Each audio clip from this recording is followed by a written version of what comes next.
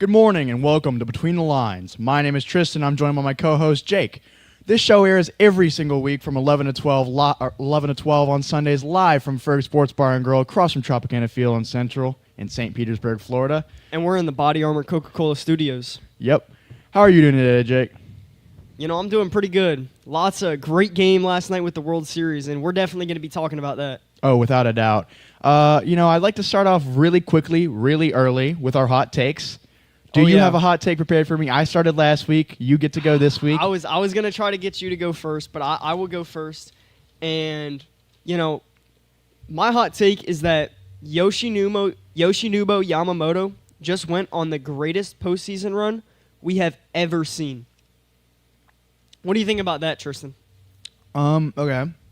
Well, my only counterpoint to that is the other guy on his team, Shohei Ohtani. What do you think about him? If you're talking about a postseason run, are you talking about just pitchers, or are you talking about players overall? Players overall, and, you could argue that he single-handedly won them game 2, 6, and, maybe even 7. Okay, well, then give me some statistics or give me something that, proves that Yoshinobu Yamamoto did have that. Because as we all saw, Shohei Ohtani pitched 6 innings, 10 strikeouts, 3 home runs. That was the greatest postseason game of all time. Yeah, game.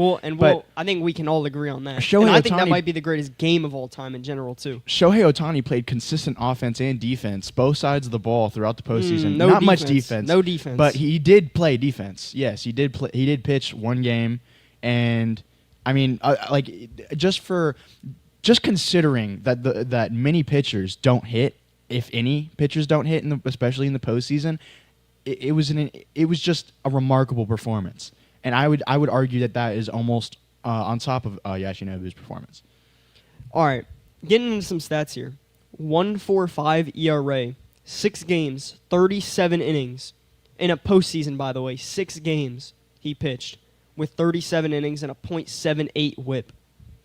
Yeah, those are some great stats. But I still have to argue that Shohei Ohtani is. I mean, we've never ever in our entire life, in anyone's life, seen an athlete as athletic, as impressive, as, shows up in the big moments like Shohei Ohtani has. See, my problem with Shohei Ohtani is that he just has not had those games other than those games where he kind of, broke out. He's kind of just been those games where he's had, 2 home runs, 3 hits, and then that's kind of, to me, that's all he's had. And, going into his stats here, in the 2025 postseason, he pitched 4 games, 20 innings, all right? That's still impressive. That's a normal amount.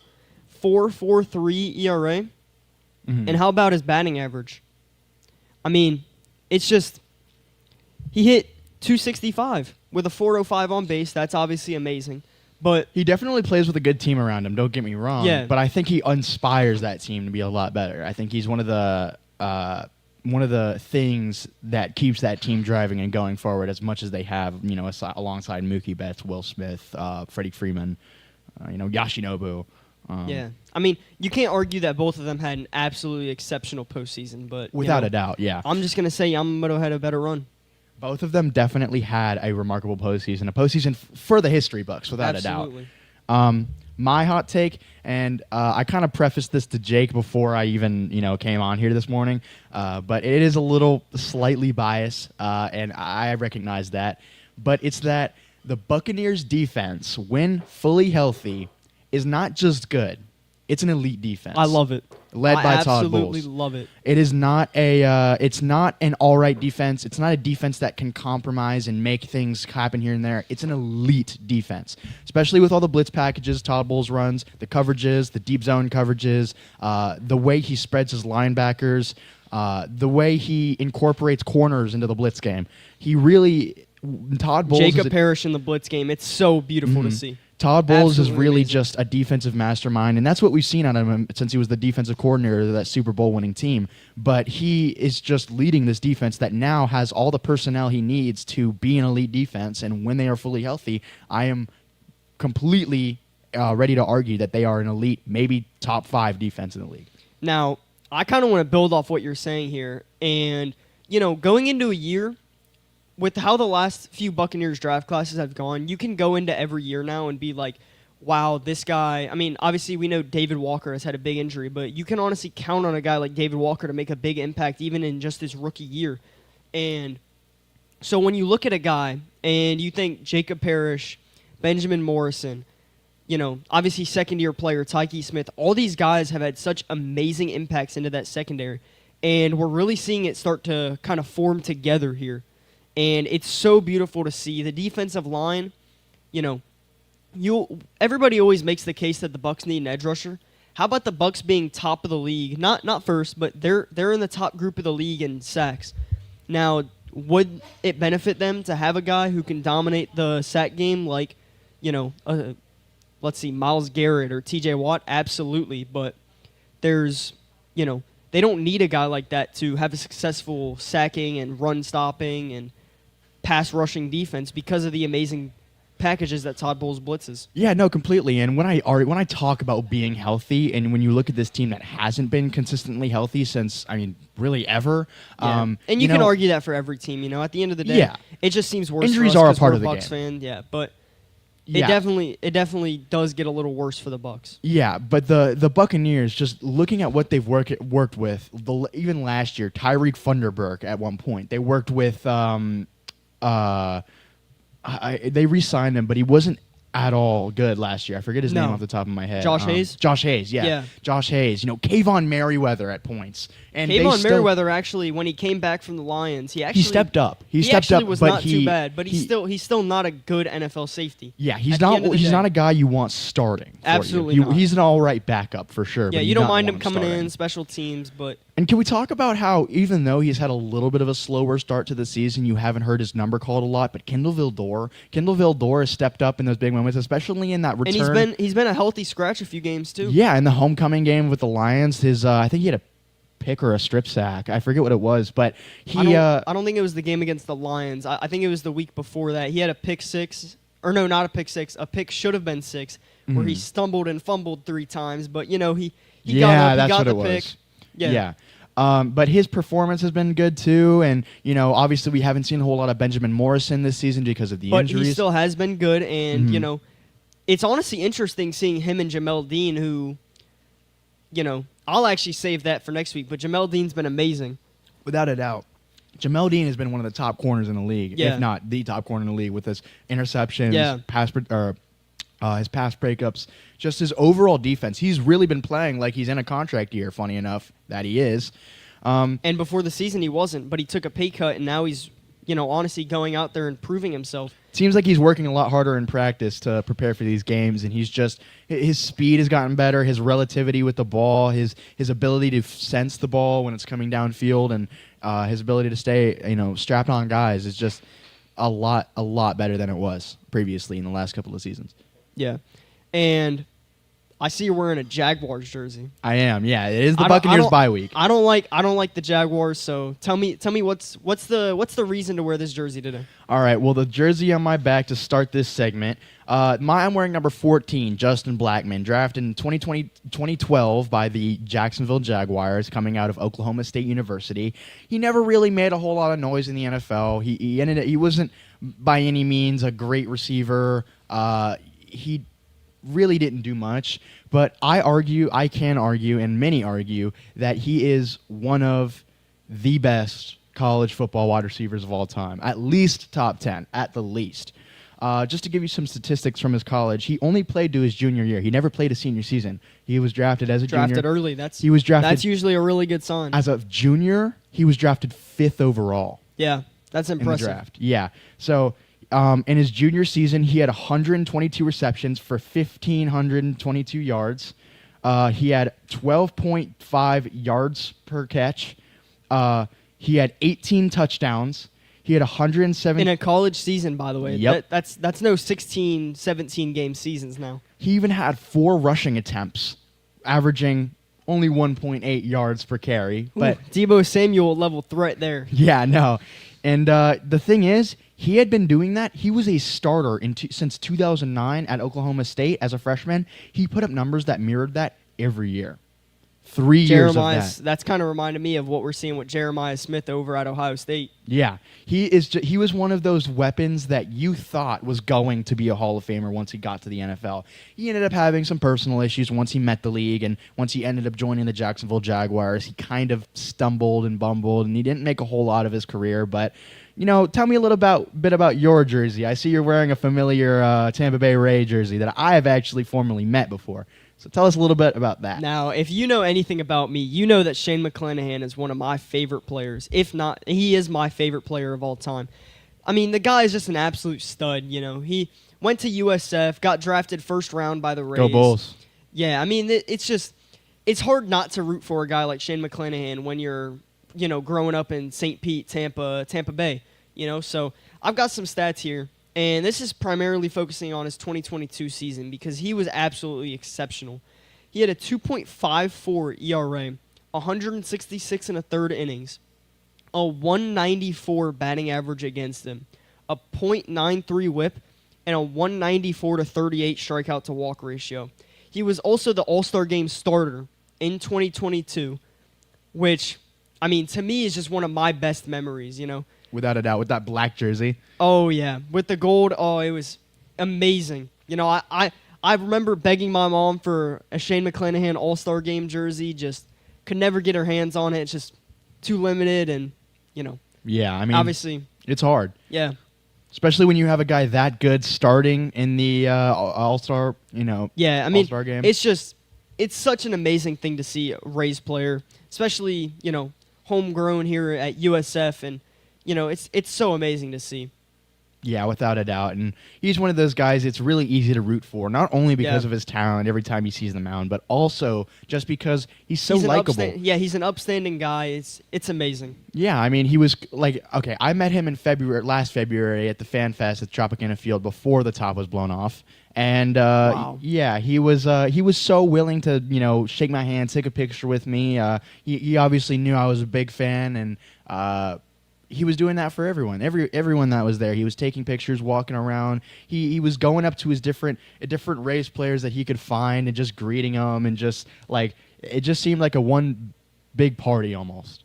And I'll say this to kind of close it off here, but did you know that last year, going into the year when before he had that elbow nerve issues, yeah, he was projected to be 9th in betting odds for the AL Cy Young after not pitching for over an entire year. I think that by itself tells you how much of a stud this guy is. Yeah, he's one of those talents you don't come by very often. Yeah, and especially being a lefty as well, it's amazing. I'm really hoping he can get back to the mound here in 2026, and I think even Durham legend, by the way. I think every single player will be very excited to see him back. Oh yeah, I mean he brings an entire breath of life to the defense. He's a true ace. Yeah, I mean he's one of those guys you can just depend on. He's so dependable. A guy like Rasmussen, he's an amazing pitcher, and you like him being your ace, but there's only a certain amount of guys in the league. Tariq Skubal, Paul Skeens, maybe Chris Sale even, that you can argue are true aces, and Shane McClanahan is among that group easily. Do you think that the Rays will do everything in their power if Shane McClanahan returns and plays at his ability that he has been playing the last few seasons before the injury? They will attempt to hold on to him as much as they can, or do you think they'll look at shopping him out for prospects? That's so interesting. A guy like him who he hasn't pitched since, I believe, August of 2023. So if he comes back and he's healthy and he proves it, I think the Rays might try a sell high opportunity on him. Unfortunately, there's never a guy that you want to trade away unless they suck. Yeah. But in a move like him, it would almost be smarter for the Rays to try to shop him off. But I'm hoping he stays a Ray forever. Yeah, he is one of those guys that especially. I mean, you more than anyone would want him to stay a Ray, just because I know how much you love him. Absolutely. But he is one of those guys you don't want to see leave your team, not because you can't have him, but then you don't want to face him. That's the thing. You don't want to see him on any other team because going up against him is so hard. Yeah. You're almost guaranteed to not score in the first 6 innings of the game when he's out there. Definitely, yeah. Especially if he's playing at that Cy Young level that he has been before that nerve injury. Now, we've got some World Series to talk. Mm-hmm. Phenomenal series. Honestly, I've seen some people argue, and I can kind of back this. That was the best World Series I've ever watched with my own eyes. I might have to agree. Yeah. I mean, the comebacks, the back and forth scoring, the dominant pitching, there was everything in this series. You know, you had greatness that we've never seen before. Shohei Ohtani. We had dominant pitching performances. Yoshinobu Yamamoto. We've had records being broken. Ernie Clement, unfortunately, breaking Randy Rosarena's all-time hit record in the postseason for a single postseason. But, I mean, the series had everything. Yeah. And, you know, the only one that I think you could argue might have been better was 2016. But, you know, getting into Game 7 there, what was it, the third inning where Bo Bichette went and he hit a 3-run homer to start the scoring off? So, personally, for me, I was at work. I was also at work, but I was listening. I had my AirPods in. I was not able to tune in until the 5th inning, sadly. So I was able to briefly recap myself up to speed, using my multiple sources that I have. But I did not see a whole lot of the first through 4th innings, which is bad of me as a anchor on Between the Lines. But I just figured that you have so much baseball knowledge. You're so wise at baseball. You'd be able to catch me up to speed. Oh, and I will be catching you up here, So, starting off, right? Extra innings, Game 7. It doesn't get better than that. Ever. Yeah. No, without a doubt. So, in the 3rd inning here, Bo Bichette is going to hit a dead center home run, which scores 3. And then, the Dodgers are going to start chipping back in the 4th inning with a sac fly, and then another one in the 6th inning. And then Andres Jimenez is going to hit a double in the 6th inning to counter it and make them go up 2-4. And then after that, in the 8th inning, Max Muncy is going to homer. And then it gets to the 9th inning with Shohei Ohtani due up. And I remember that Max Muncy homer and vividly. who else is going to hit a homer? But no, it wasn't Shohei Ohtani. It was the guy who hasn't hit a homer since September 19th and hadn't had a hit before today's game since October 1st. Miguel Rojas, who is also a free agent, is going to hit a homer to tie the game in Game 7, top of the 9th of the World Series, where then in the 11th inning, Will Smith is going to hit a go-ahead homer, and Yoshinobu Yamamoto is going to close it out. Now, insane. The biggest thing for me here is, how about Yoshinobu Yamamoto throwing pressure. 96 pitches yesterday, and then he's going to come in and go 2 2/3 innings of one-hit baseball off 0 days rest. That's unheard of. And I even saw guys on Twitter, pitchers in the MLB. I remember Jameson Taillon said, I can't even imagine how that guy's arm is feeling, or something along the lines of that. It's just, it's I bet his arm feels a lot better when there's a ring at the end of it, though. And I bet you all that champagne that they had, he's yeah, not going to be feeling his arm it very for a few much. days. Yeah. So good thing there. Me personally, who are you rooting for in that World Series? I personally was rooting for the Blue Jays, only because there were a few reasons. One, I'm not a huge National League guy. I'm more of an American League guy. But also just because that 2020 World Series against the Dodgers, that I still think about that in my nightmares sometimes. And even though it wasn't, it was the 2020 season, they played half the the games that they normally would have. There's always an asterisk next to it for them. I still remember watching Randy when they lost. I still remember it was watching. So sad. It was just it was like my heart was ripped out of my chest almost. And I feel like a lot of the Rays players felt the same. Yeah. Now, I was rooting for the Dodgers, and there's one reason for that. I hate the Dodgers as much as the next guy, but you will never see me rooting for another AL East team, especially an AL East team, actually, I will say, to win the World Series. Just will not happen. You will never see me root for the Orioles to win over any team other than maybe another AL East team like the Yankees. Because the Yankees, I would never want to see the Yankees win the World Series ever again. But never going to see me root for the Red Sox in any scenario. Never going to see me root for the Yankees. Never Blue Jays, never Orioles. In your personal opinion, even if you don't have a stark opinion on many National League teams, what would be the worst possible World Series matchup and the best possible World Series matchup? Are you saying in terms of my opinion? Where in terms of your like, personal opinion? I don't want either of these teams to win? Yes. Worst and best. I've got to put the Dodgers in there. And Okay. I'm just going to go with the I agree with 2024 World Series, Yankees versus Dodgers. Okay, actually, I agree with that. Yeah. Except I might have to switch the Yankees. No, I agree with that. Yeah. Yeah. I was going to The teeter Yankees- on that The Orioles Yankees line, fans but are the most annoying fans to deal with. Definitely. So I do not want to deal with any Yankees. besides World Orioles Series. fans. Orioles fans are just the most Uh-huh. they're few and far between. However, when you do encounter one that's passionate about the Orioles and if they're doing slightly better than your team, Man, the Orioles suck. the Orioles really do suck. They did suck last year, but the year before that, when they were on a little bit better of a run and they finished better in the AL East than the Rays did, that was just a terrible time to be a Rays fan. But now going on to the best, obviously we're both going to put the Rays in there growing up as Rays fans. Definitely. And, honestly, I'd have to say the Brewers. The Brewers are a team to me that they build just like the Rays, They're super cheap. They don't spend a lot of money. And, I think a guy, there's just so many guys on that team that are just so fun to root for. So I'd have to go with the Brewers. Yeah, I agree with that, actually. I completely agree with that. But a close second for me would be the Braves. Yeah, I was going to say the Braves. In an addition, and to we'll that, be going up to Atlanta and watching a game there. We next have season. to. Yeah, we absolutely have to. we will. Or if we can secure some plane tickets to Baltimore, the Rays at the Orioles would be an incredible game to go to. Yeah. Now, on to some more World Series here. Any specific game or player that you want to highlight? Just that first Blue Jays game versus the Yankees, where they ran those points up on the Yankees. The Yankees didn't quite look like they did last year at all. They were kind of a shell. They don't have Juan Soto. Exactly. They were a shell And of Yankees what they fans were.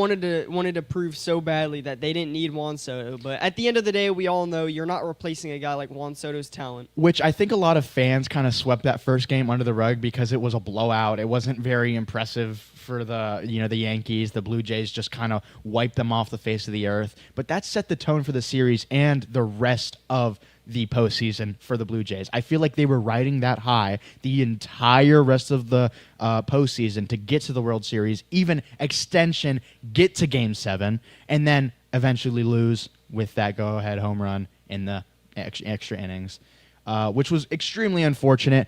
Schneider, and I have to say, I commend Schneider so much. He was so incredibly professional. Oh, yeah. Absolutely dominant.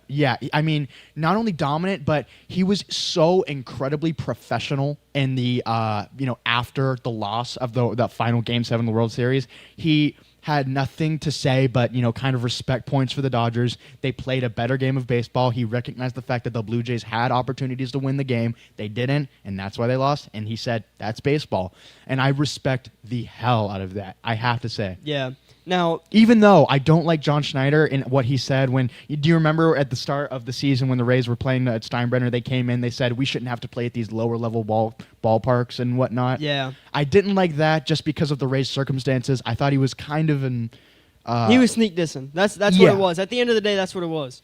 But, kind of ending off the World Series segment here, going into the MLB offseason after this, I just want to highlight some Blue Jays players. And, this lineup, at the start of the year, if you told me this lineup was going to go into the World Series, I wouldn't have believed you. And they just had so many guys step up in the postseason. Nathan Lucas actually grew up close to here, so that's amazing to hear. Same with Bo as well. Bichette. Yeah, went to Bichette as Lakewood. well. But, when guys like Nathan Lucas, who are 10-year minor league players, step up, Davis Schneider stepping up, Isaiah Kiner-Falefa stepped up, Addison Barger, Alejandro Kirk, I mean, obviously he's a great player, but he really brought his play to the next level. Dalton Varsho, Ernie Clement, all these guys really took their game to the next level in the postseason, and that's what I have to respect. Yeah. No, I actually completely agree, and I think everyone that was there was locked in. They were playing. I mean, obviously, it's the Game 7 of the World Series. You're going to be locked in. And I know you're talking about the entire postseason as a whole, and especially that last series. And pitchers as well. They had so many good pitchers. Oh, yeah. Too. Louis Varland. Yeah, but Savage. Game 7 in the World Series, you can tell everyone was dialed. There wasn't a single moment of anything else. Everyone wanted that win. And that's you what, could tell that was the most important thing to them. You could see people like Bo Bichette in pain running. George Springer, who we're going to be getting updates on both of these guys because I have a feeling this injury might, I've heard John Schneider actually say that that George Springer is dealing with multiple injuries, and you could see every time he swung. I saw a pitch where he swung. By the way, he went 3 for 6, absolutely incredible. Oh yeah. But I saw multiple times where he swung, and you could just see his face. He was in that face where he's like, that hurts. So the whole time you're just like, I cannot believe this guy is playing. But at the end of the day, that's what guys do. They step up, and at the end of the day, nobody's going to miss a Game 7 of the World Series because they're dealing with a little bit of pain. Yeah, I know. I mean, like, think about it in the opportunity that if you were in Game 7 of the World Series, you would be doing absolutely everything you can to get back out there, perform for your team. And especially if Toronto is representing all of Canada, the entire country, they had so much to win for. They had even more to lose for. Yeah. And it was just, I can imagine so many Canadians falling to their knees late that night and just like despair, Yeah. So now I kind of want to get into the MLB offseason here. Mm-hmm. We've done a recap of the MLB playoffs, World Series. It's officially offseason time. It's November. I honestly, this might be a little bit of a hot take here, but I like the offseason more than the regular season because it gets you so excited for what you might see next year. And so I like when the offseason is about to wrap up because that's when the tensions are the highest. You're making predictions for your team. You're my making favorite predictions time is for the winter rest meetings. Of the league. Winter meetings is the most exciting thing for me. Now, we're going to talk a little bit of just MLB in general here and some key guys you can look out for in free agency. I've written down not every single player, but every single notable player that's going to be a free agent. And I just kind of want to go through the list here. And there's so many guys, and this is going to be an exciting offseason. Mm-hmm. There's going to be a lot of shuffling. Obviously, these aren't the only guys that are going to be on the move. But, JT Realmuto is the top catcher. And Pete Alonso is likely to opt out. You've got Josh Naylor, Gleyber Torres at second. Brandon Lau has a club option, which is expected to be picked up, obviously. And then you've got Bo Bichette and Miguel Rojas as well as going to be a free agent, which I can't see him going to any team but the Dodgers, as long as the Dodgers are somewhat interested in him. But Alex Bregman has an opt-out. Eugenio Suarez is a free agent. Lourdes Gurriel has an opt-out. Cody Bellinger is a free agent. Trent Grisham, who also had a phenomenal year as a free agent. I'm really curious to see what type of deal he gets because he had, honestly, he has not been good his entire career, and then this year with the Yankees, he's really stepped it up and had a phenomenal season that nobody expected. He definitely raised his stock a lot. Yeah. And so I'm interested to see, guys who have those like last year going into free agency deals never get those, 10-year, $300 million, $400 million deals. But I'm curious to see whether or not it'll be this, 4-year, $80 million, or whether this is a 6-year, $130 million kind of deal. But the biggest free agent is going to be Kyle Tucker. And the Dodgers are obviously going to be interested, right? Reports have came out about that. But not only just the reports, everybody knew the Dodgers were going to be interested. Mm-hmm. Biggest free agent, they're going to be on him. And I also want to highlight another guy, Munetaka Murakami. I'm not sure if you've heard of him, but international free agent now, coming over from Japan, expected to be posted for MLB teams. And that guy is going to be an absolute stud. He's got real power. I've watched him play. Not in person, obviously. Never been to Japan. But got to work on that. That's our next. That's in the next couple of years. We got to work on that. Maybe. Go watch like the Bay Stars or something. Yeah. That would be crazy. Yeah, and he's going to be a stud. But some other players, Kyle Schwarber. Starting pitching's a little dry this year. You've got some amazing pitchers in Framber Valdez, Dylan Cease, but other than that, it's kind of a bunch of 3-4 starters. So, and then a place where I think the Dodgers are going to be very, very interested in this relief pitcher market. Mm-hmm. Edwin Diaz has an opt-out. Whether he expresses it or not is unknown. Robert Suarez has an opt-out. Whether he does is unknown still. But Rafael Iglesias, Ryan Helsley, Devin Williams, Hobie Milner, all these guys are free agents, and I think you might see the Dodgers go out and sign 3 or 4 of these guys before the offseason. And, a guy like Pete Fairbanks has a club option, which is expected to be picked up.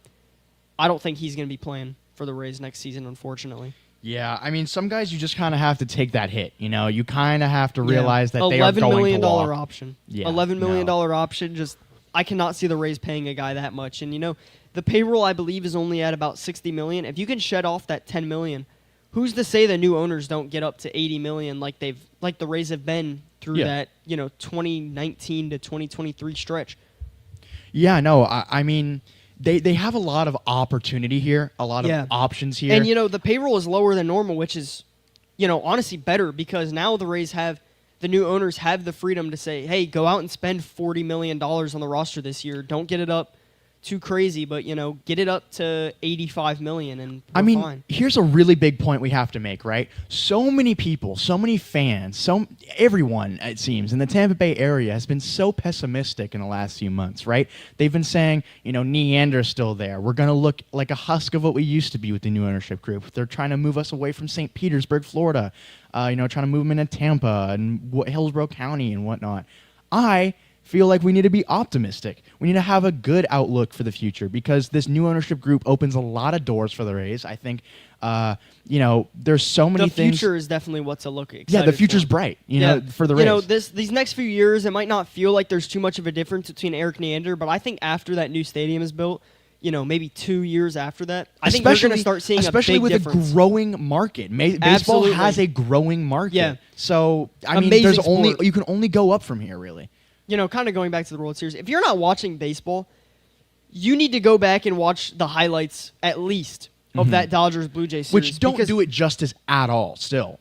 Yeah, but because that we've said it already, but that was the most entertaining series I've ever watched. Yeah, I mean, the back and forth, the rapport both teams had, and just the everything, every bit of offense, every bit of defense, every clutch moment, it was just so gripping. I felt like I was pulled into the game every time I looked up from my phone.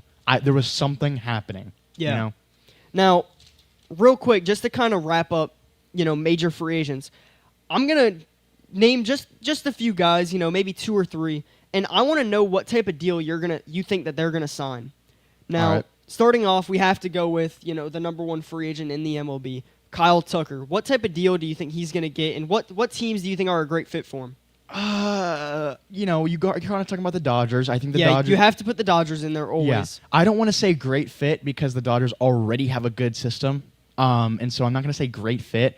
Kyle Tucker, I really obviously don't the know. Cubs are going to be up there. Yeah. A re-signability. Yeah. I think the Rays, they might be a sleeper pick. They might go with the Bryce Harper strategy where they try to get him on a super expensive 1-year, 2-year deal and. Maybe he accepts that because he did go to, I believe, Plant High School.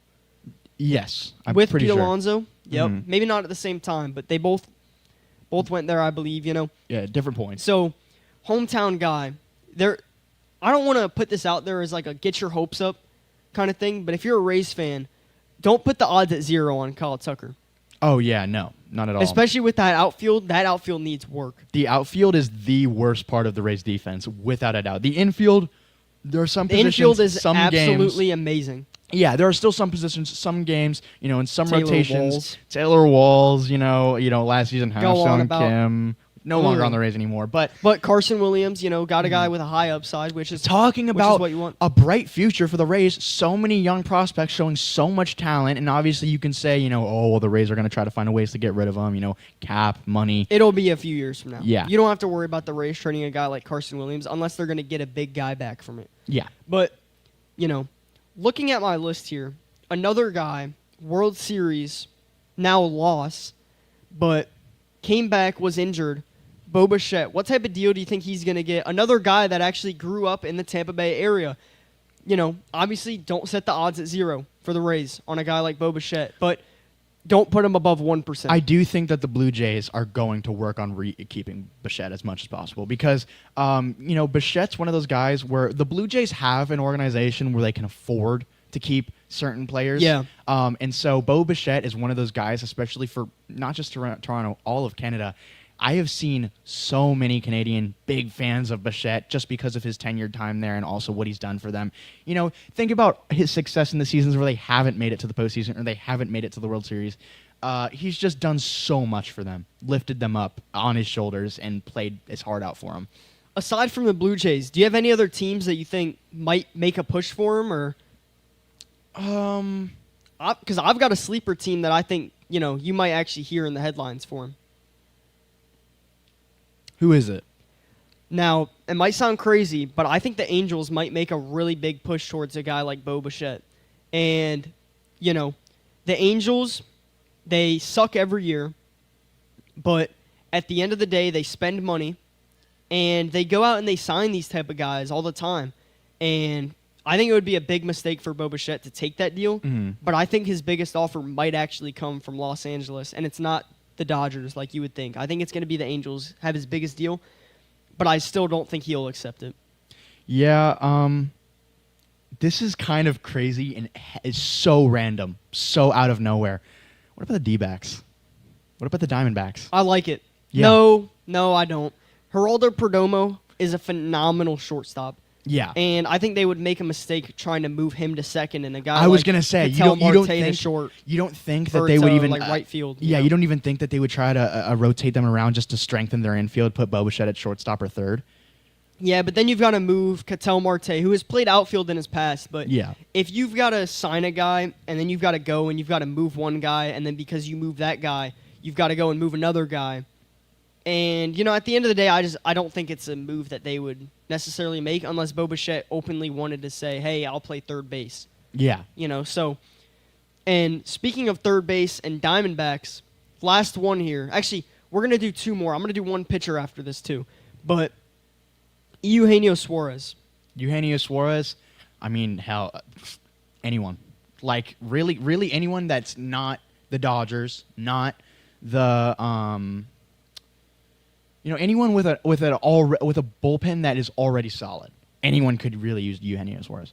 The third baseman? Sorry, I was thinking of oh my God, what's his name?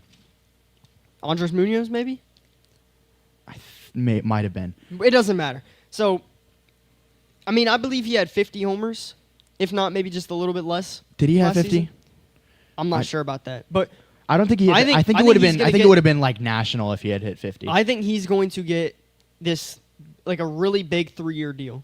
Mm-hmm. He's 34 years old. I think he's going to get that 3-year, 120. I think he's going to get the Alex Bregman deal that Bregman got last year with maybe some opt-outs or some player option, club options in there.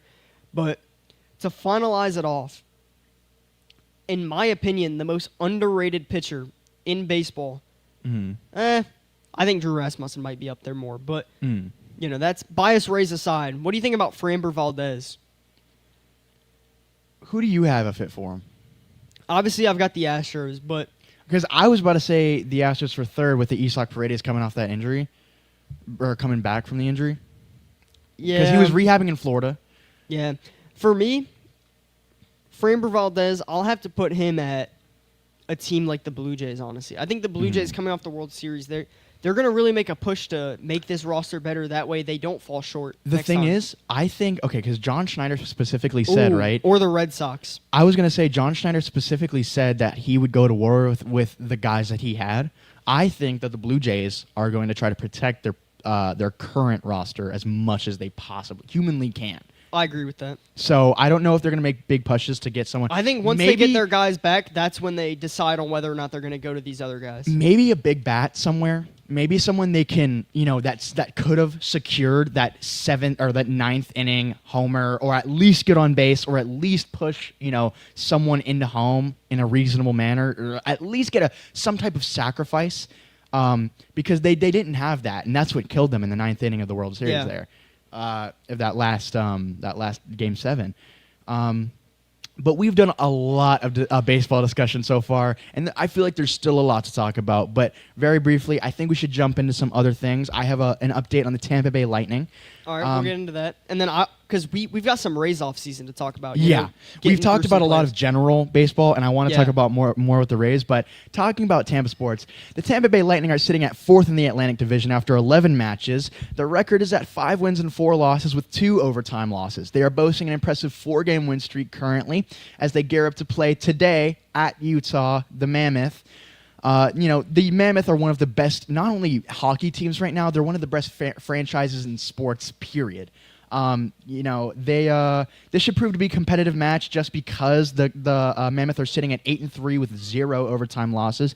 With the Lightning, what I've seen is Anthony Cirelli and Brandon Hagel. They've both been stepping up offensively a lot. The Lightning, for the Lightning, they both had goals in their last matchup versus the Dallas Stars. Facing Stamkos. A small key to not only this game but for the rest of the season is to try to get Braden Point as isolated as possible down near the net and give him some time.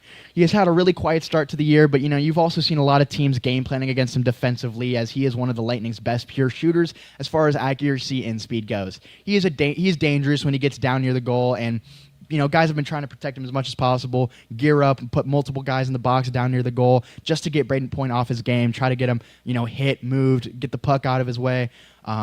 And I think the Lightning just need to set up more. John Cooper needs to set up some more screens, set up some more, just get Braden Point the puck as much as possible in space. Do you agree with that? Absolutely. I'm excited. I'm going to get into hockey this year. Yeah, no, I mean, anyone who doesn't watch hockey actively, it is one of the most fun sports to watch. I have to say, we're going to get out to a game. Yeah, if you are able to make it to a Lightning game, go.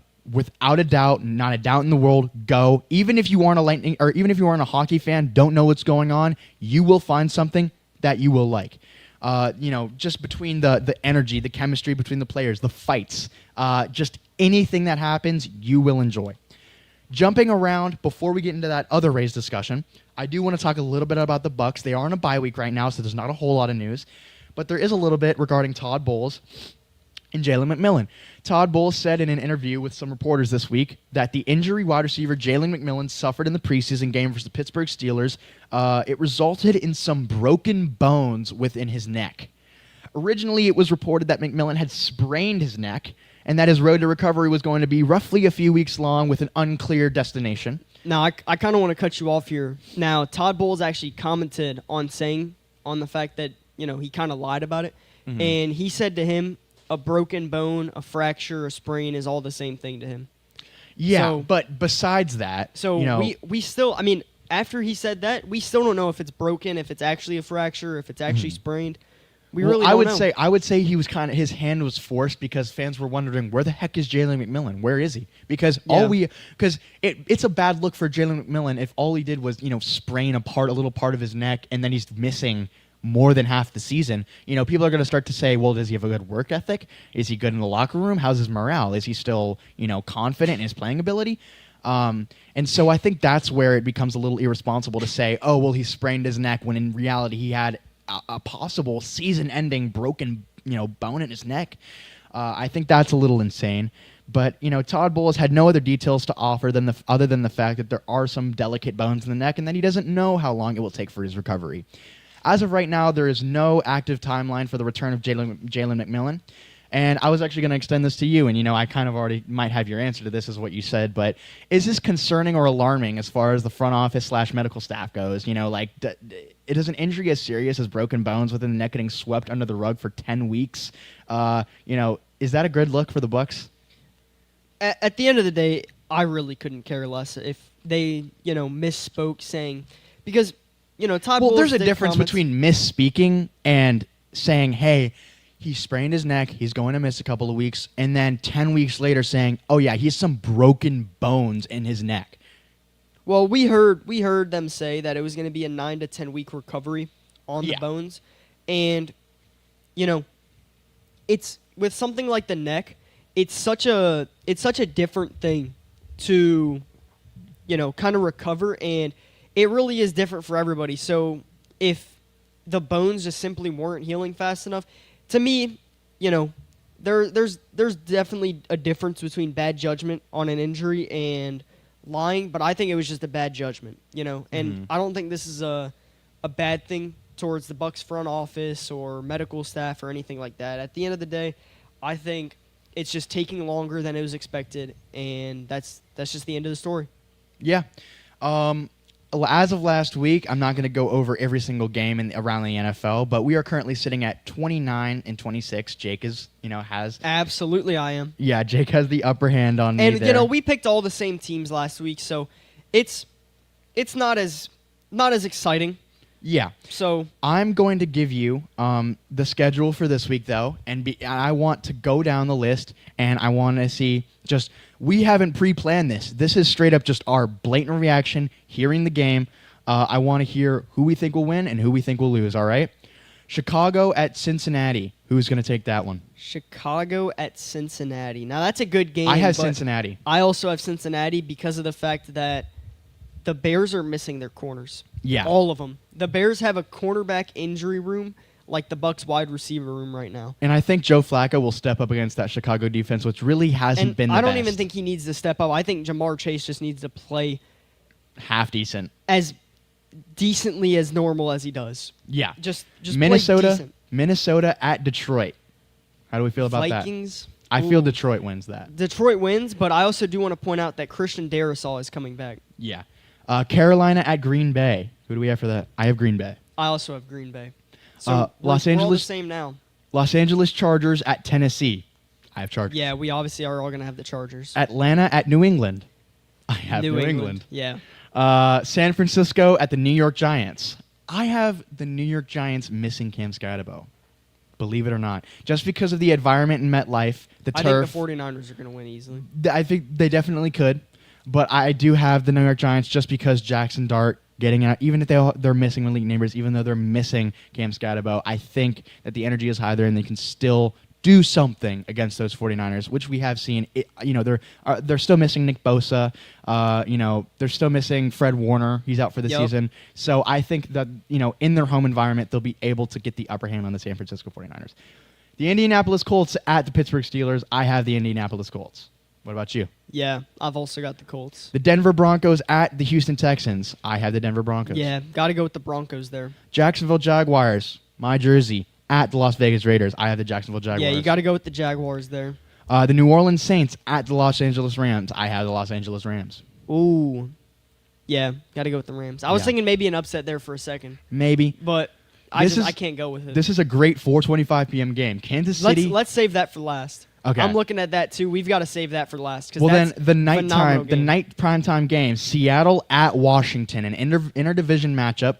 I think that's also going to be a really good game. Yeah, that is going to be an incredible game, I feel like. I do think Seattle will come out with that one, though, even though it's primetime in Washington. Yeah, still missing Terry McLaurin. Mm-hmm. Just Commanders have been hurt all year, and I think they'll bounce back as they should, but... Jaden Daniels, he's been dealing with injuries. I don't know if he's super confident in his ability as we speak. He's kind of in that sophomore slump. Yeah, that we saw C.J. Stroud do, and hopefully it doesn't... Actually, NFC-wise, hopefully it does continue because that team is scary. They did take us out of that, the playoffs last year. Don't even... No, we're not even going to mention that here. And then on Monday, we have Arizona at Dallas, 8:15 p.m. I think I do have Dallas. Give me the Dallas Cowboys. Your Dallas Cowboys. Whoa, do we have a Dallas Cowboys fan? Number two team. Jeez, I hate the Dallas Cowboys. Right, now going in. The Kansas City Chiefs at the Buffalo Bills, 4:25 p.m. today. CBS. Well, I'm gonna be watching that. Absolutely, I'm gonna be watching that. Won't catch me missing that game. Who do you have, Jake? It's so close. Give me the Buffalo Bills. Give me the Buffalo Bills over the Kansas City Chiefs at home. I was gonna say the same thing, and I think it's simply because of the fact that the Bills are at home. Yeah, it's just such a hard environment to play in. Even though next year they're going to a whole new stadium. Bills fans hate Chiefs fans. Yeah. and the Chiefs, so they're not gonna keep it easy on them. They're going to make that game difficult. However, Chiefs fans do travel well, so but Buffalo will not let that happen. You could say that, but every stadium that the Chiefs go to, where they say that fan base, like even the Eagles, when the Chiefs go to play at the Eagles, Eagles fans wouldn't let that happen, and Chiefs fans still show out some way, somehow. And partially, I think that's because there are a lot of bandwagons across the United States that just love the Chiefs because of their success in the last couple of years. Yeah. And so they will show up regardless of what their record is while they're playing. They just love the Chiefs and love, I don't know, Travis Kelce and Taylor Swift or whatever. I can't really understand it. Yeah. But, yeah, that's the NFL slate for today. Unfortunately, no Bucks. Unfortunately, no Bucks. The Bucks are on the bye week with the Cleveland Browns, Philadelphia Eagles, and New York Jets. So, the Bucks are the best team in the byes right now. Easily. Yeah. For the last 10 minutes of the Between the Lines today, I would like to open up the airwaves to calls. I would like to open up you guys. If you want to call in to Between the Lines right now, you can call 727-396-6738. That is 727-396-6738. Call that number, and you will be featured on Between the Lines this week. But continuing I want to get into some MLB. The Rays specifically. The Rays. Now, I'm just going to keep it as a recap. So, Pete Fairbanks has an option, a club option. So the Rays get to choose $11 million. I think the Rays pick that up. Now, I don't even think they'll keep him, but I think they will trade him after that, along with Josh Lowe and Christopher Morel this offseason, and maybe some other guys. But that's not up to me to decide. Yeah. For bad reason. I would do amazing as that. I think everybody listening would agree on that. But I wouldn't be so sure, but continue. Okay. I guess we're just being negative today. But going into another club option, which is this one more obviously than not is going to get picked up. Brandon Lau, $11.5 million. Whether he ends up playing for the Rays next season is obviously still in the air, being his last year under contract, but it will get picked up. And this one's a little interesting. He will remain on the team no matter what, but Taylor Walls has a $2.45 million option, and I think it'll get picked up because I think it'll be cheaper than what it would be under arbitration. Most likely, yeah. Either way, still on the team, though, so you can't hope that they decline it to get him cut. But they could non-tender him. Yeah.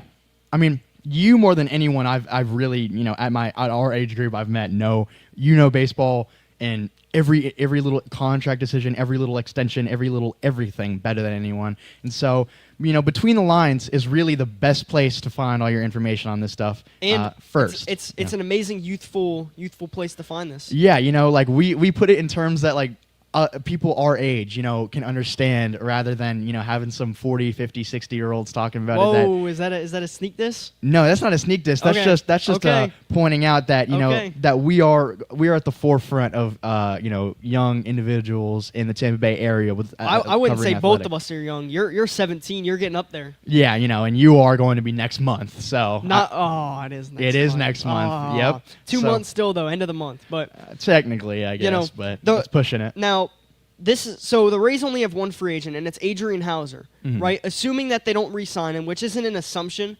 we'll just say in this scenario that they don't. They would have 49 guys on the 40-man roster, and the way that's possible is because you can have, once you put a guy on the 60-day IL, they no longer count towards that 40-man. Yeah. So the Rays right now have 10 guys on the 60-day IL. They have to return all of them. Or cut them, obviously. I think a guy that is on the 60-day that will get cut, in my opinion, will be Stuart Fairchild. But they've got to cut 10 guys if they end up re-signing Adrian Hauser. And that's an extremely difficult decision. It's easy when you got a guy like Joey Gerber or Jesse Sochans, or Garrett Action maybe even. Now, not saying those guys are guaranteed to get cut, but it's definitely a lot higher odds than a guy like Cole Wilcox. Yeah. But then it starts to get to a difficult decision where you've kind of got to decide between Cameron Meisner, Tristan Peters. I was about to say, do you see Tristan Peters getting called up a little bit this season? Because I do actually, and that's not just because we share a name. I think they're going to DFA him. You think so? I think when you look at the depth on the roster, I don't think, you can't cut a guy like Cole Wilcox, and I think he comes down to one of the pitchers that is potentially. I think Mason Englert is up in the air, but he definitely could, and I think, in my opinion, he will.